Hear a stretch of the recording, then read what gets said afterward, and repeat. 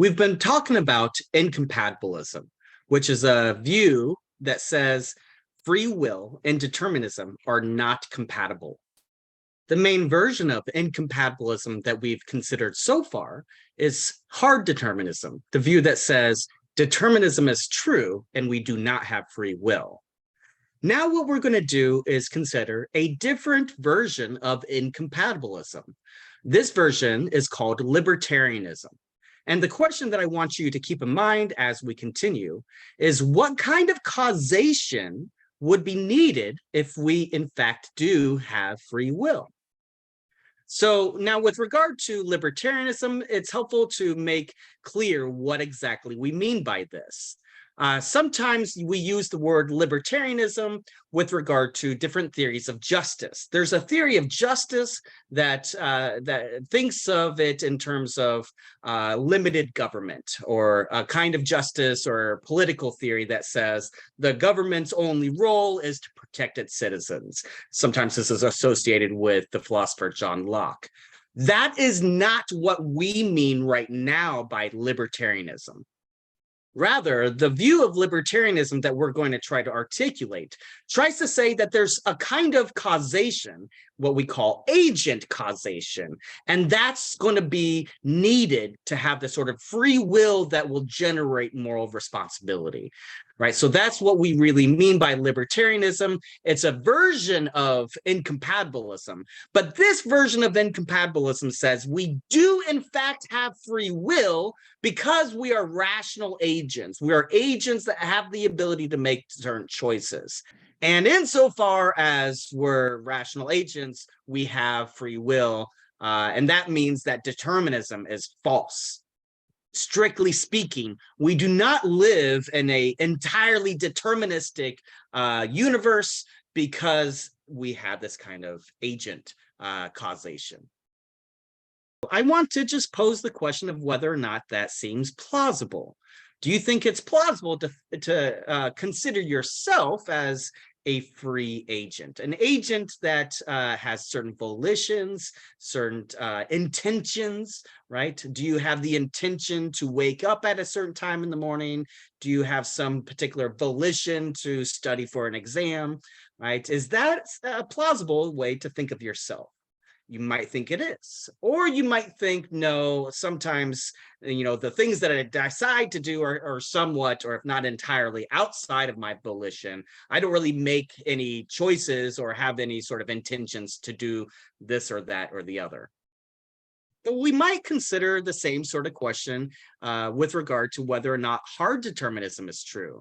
Is it plausible to think that we are really nothing more than just kind of puppets on a string, these deterministic, factors that are outside of our immediate control?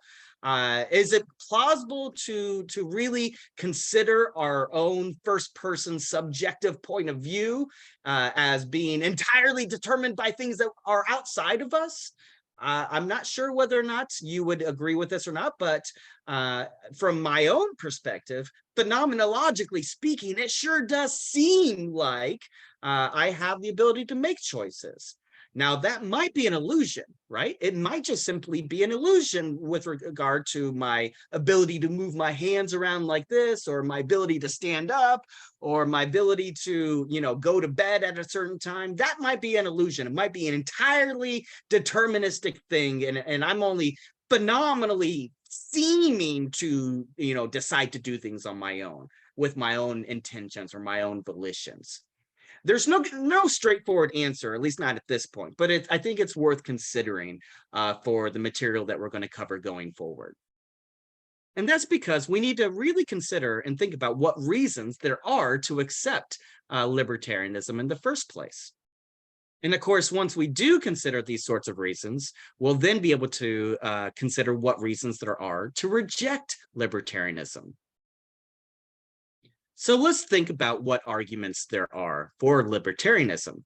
Remember, the consequence argument relies upon certain facts, the facts of physics and the facts of the past, which are supposed to be fixed and entirely outside of our control. And this means that the argument presupposes a very specific view about how causation works. Causation works according to whatever our current understanding of physics says. And maybe that view is wrong. Maybe causation is not the way our current understanding of physics, what it says. Maybe some future completed physics will exclude what our current view of physics says. Maybe it'll leave out our current understanding of causation. Or maybe it's just the case that the argument completely ignores agent causation, and this is something that we should include. And if it is the case that this notion of agent causation is an important and crucial part of the physical story of the universe, then that might show that the argument should be rejected. So let's think about this. Perhaps if agent causation is true, then determinism is false. And if we can give an account of agent causation that allows for this sort of free will, then the third premise of the argument, which asserts that if determinism is false, then we do not have free will, would itself be false. Again, that would be a reason to reject the argument. And of course, that's because if one of the premises of the argument is false, then the argument is not sound, right? It might still be a valid argument, but the argument could be rejected as being unsound. Of course, we need to remember that even if libertarianism is true, this does not mean that that incompatibilism is false. And that's because incompatibilism only says that free will and determinism are not compatible, but there's two different ways that they could be incompatible. And if that's right, if libertarianism is true, then compatibilism itself would be false. All of that is fine and good, but it looks like we need to say a bit more about what exactly is agent causation, since this view, libertarianism, hinges on whether or not agent causation is a plausible view in the first place. So let's turn our focus to that question. What exactly do we mean by agent causation? The basic idea is that it's false to think that there's only one kind of causation. Causation is far more complex. There's many different factors or features that we should take into consideration. It's richer than just what physics tells us. So for instance, you might think that there's at least two different kinds of causation. Event causation, which would be a kind of causation that occurs external to the agent. It's a kind of causation that happens out there in the world. And then there's also agent causation, which is causation that's internal to the agent.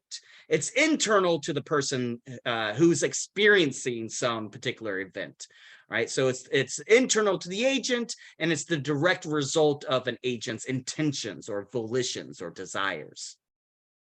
So let's think about some examples that would help illustrate what exactly we mean here. What are some examples of event causation? Hurricanes, floods, fires, tornadoes, these sort of natural disasters, or really anything that's happening out in nature, these events would be examples of event causation. And of course, we can use physics and the facts of physics, the laws of physics, to explain what's going on in these sort of natural situations, right? So all you have to do is subtract the agent from the situation, and you have yourself an example of event causation. Of course, you can also have different examples of event causation that includes an agent. So imagine a situation where you're driving across country. If you're driving in a car, then you're an agent inside your car, but the car itself driving on the road is an example of event causation because it's a non-agent. It's a physical object that's, mechanical and driving on a road. Right. So in this situation, we could, again, use the physical laws of nature to explain what's happening when the car is driving on the road. We can do that without appealing to any sort of agent causation. Another example that I think illustrates this point is economic transactions. The actual economic transactions themselves would be examples of event causations, even though agents are required in order to do those transactions. Or, for example, a baseball game. This would be an example of event causation that includes agents, but we're not talking about the agent causation here. We're just talking about what's happening with regard to the event itself. So in a baseball game, we could use the physical laws of nature to explain how the bat hits the ball and the ball goes up in the air and then you have a home run, or how the ball rolls across the ground, or what have you. We don't need to appeal to agent causation to explain these sorts of things. Or consider, for instance, biological processes like a heartbeat or a pregnancy. Clearly, both a heartbeat and a pregnancy includes an agent, but we don't need to use agent causation to explain these sorts of events. We can explain a heartbeat or a pregnancy entirely without using, agent causation. We can do this entirely with the laws of nature or biology or what have you. In fact, there's plenty of examples of heartbeats and pregnancies that don't include humans, right? So a dog or a cat can both have a heartbeat and be pregnant. So again, we don't really need to include agents. These would all be examples of the event causation. So now what would be an example of agent causation? Agent causation would be something like this. Smith desires to raise his hand, right? So if Smith raised his hand, Smith desires to do that. Well, it's that desiring, that volition, that is what we're talking about when we're talking about agent causation. Or for instance, Jones decides to eat at Whataburger, right? So maybe Jones chooses Whataburger instead of Hardee's, or Whataburger instead of Burger King. I'm not sure if Hardee's is even in Texas. But this would be, again, an example where Smith desires Whataburger instead of Burger King. And so it's that volition, that intention to eat at Whataburger that we're talking about when we're talking about causation that's internal to the agent Jones. And we could think about Alex, who decides to marry Bob, right? In this case, if Alex decides to marry Bob, it's that volition, that desire to marry Bob that we're talking about. Or if we say that Sam enrolls as a student at UTSA, presumably each and every one of you have done that sort of thing at some point. Well, here we're talking about your volition, your desire to go to school somewhere, your intention to be a student somewhere. That's what we mean by agent causation. Or if Chris quits smoking, right, the person, the agent, Chris, has some desire to stop smoking cigarettes. And that's what we mean here by agent causation. It's internal to the agent. It's not some external event that happens out there that can be entirely explained using the laws of nature. So what we're going to want to do in the next video is consider some objections to this kind of view, to libertarianism.